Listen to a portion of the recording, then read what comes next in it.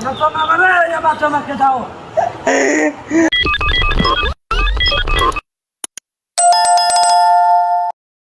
so नमस्ते नमस्कार तपाईहरु सन्चै हुनुहुन्छ होला सो हामी चाहिँ एकदमै सन्चै नै छु अनि आज चाहिँ तपाईहरुलाई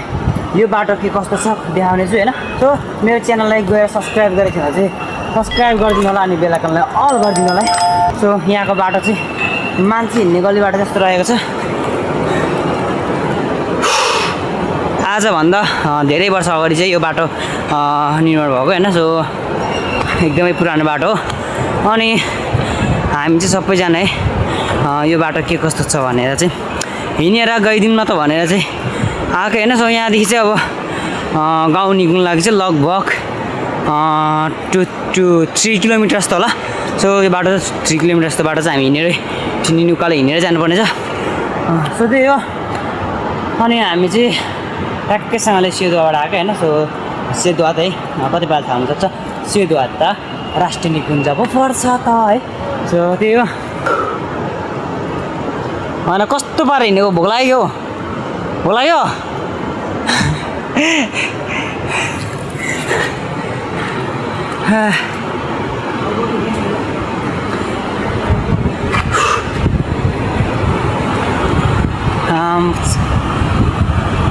हावा त बल चल्दैछ यहाँनिर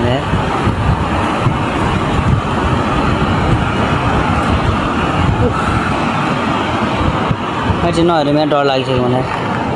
चलो दोस्तों सो त्यही हो यार यहाँको बाटो चाहिँ एकदम सुपर होइन सो एकदम रमाइलो बाटो छ तर हामीलाई चाहिँ उताबाट चाहिँ हामीले खाजा चाहिँ बोकेको थिइनँ सो खाजा बोकेर ल्याउनु पर्ने थियो चाहिँ म यस्तो भोक लागिरहेछ नि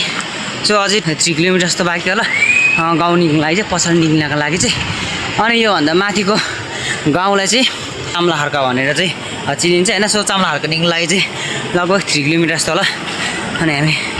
त्यहाँ जान्छौँ अनि खाजा चाहिँ के खान्छौँ सो त्यो अनि आज फेरि मेरो क्युआर पनि बन्द भइदिरहेको होइन सो त्यो साथीहरूसँग चाहिँ क्यास गएको हुनसक्छ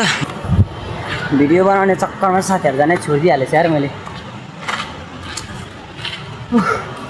त्यही हो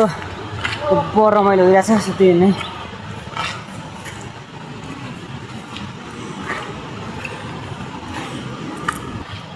धेरै जस्तो मान्छेहरू चाहिँ यो बाटो चाहिँ प्रायः मान्छेहरू यो बाटो चाहिँ हिँड्दैन होइन सो यो बाटो हिँड्ने मान्छे चाहिँ लगभग अलिक पुरानै मान्छेहरू हिँड्नुहुन्छ होइन सो अहिलेको नयाँ युवाहरू होइन सो युवतीहरू त हिँड्दैन गाडीमा गाडी जान्छ त्यही पनि आज चाहिँ लगभग योभन्दा 2-4 महिना अगाडि चाहिँ तल है सेदुवाको पुल चाहिँ भाँचेको थियो त्यही भएर चाहिँ हामी चाहिँ बाटो हिँडेको मतलब त्यहाँको गाडी त जान्थ्यो होइन सो गाडी पनि थियो तर हामी चाहिँ यो बाटो हिँड्यौँ न त भनेर हिँडेको सो पोर्खा यार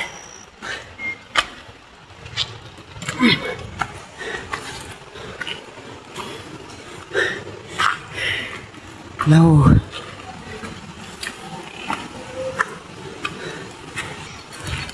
मम्मी बाटो यार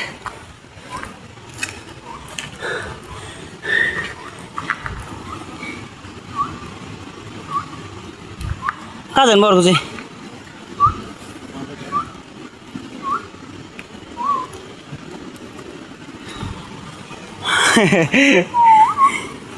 फेरि बाटो हेर्नु न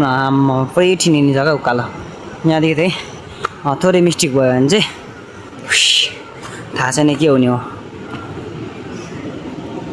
आम्मामा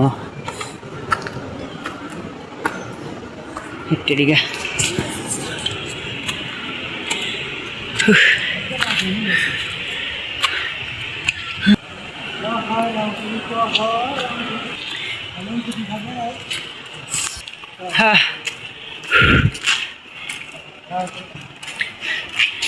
फाइनली हामी चाहिँ ठक्कसँगले 1 किलोमिटर चाहिँ आइसक्यो होइन सो बाँकी 2 किलोमिटर छ हिँड्दा होइन यार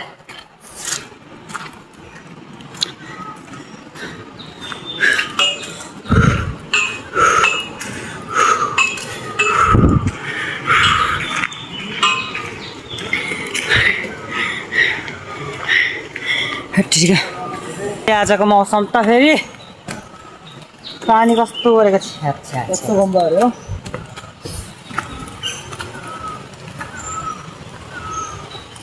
देउरालीमा बतास चल्यो हिजोदेखि आजको यात्रा चाहिँ हाम्रो हैट यतिको यात्रा चाहिँ कसैले गरेन होला यार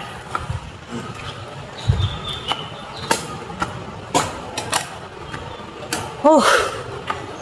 कसैले नगर सुनि नगरे यो बाटोमा के जाऊ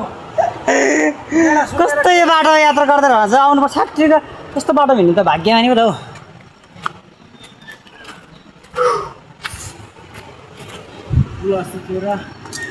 तेरा चोरी पर्दो रहेछ बाँकी 2 किलोमिटर ल